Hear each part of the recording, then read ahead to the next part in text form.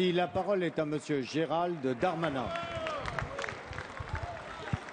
Monsieur le Premier ministre, deux choses caractérisent fondamentalement votre gouvernement. Le matraquage fiscal et les couacs à répétition.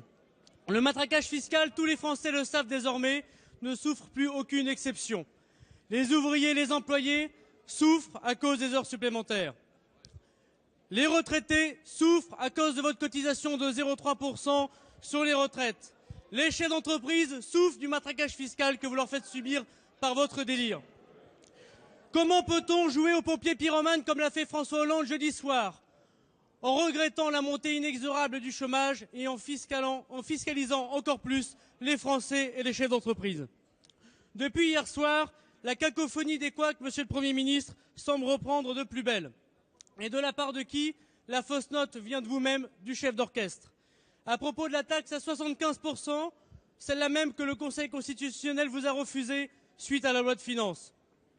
Que comprendre, Monsieur le Premier ministre, en écoutant le président de la Fédération française de football, Monsieur Noël Le Graët, ancien maire socialiste de Guingamp, qui nous dit que le socialisme, c'est de taxer les entreprises, mais pas les clubs de football.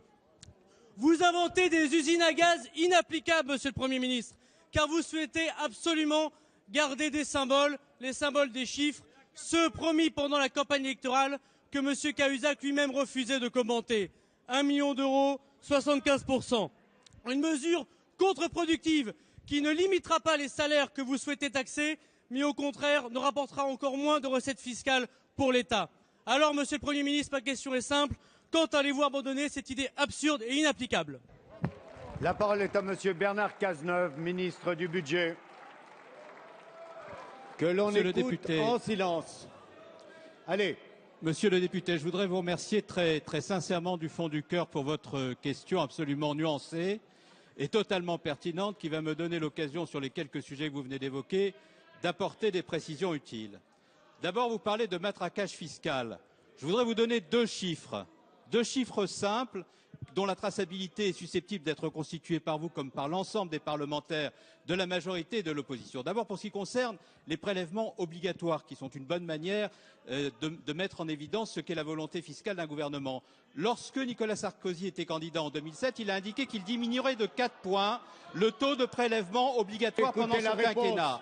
Lorsqu'il est arrivé en situation de responsabilité, le taux de prélèvement obligatoire était de 43,4%. Lorsqu'il est parti, il était de 44,9%. Voilà quel est le bilan en termes de pression fiscale du gouvernement qu'à l'époque vous souteniez.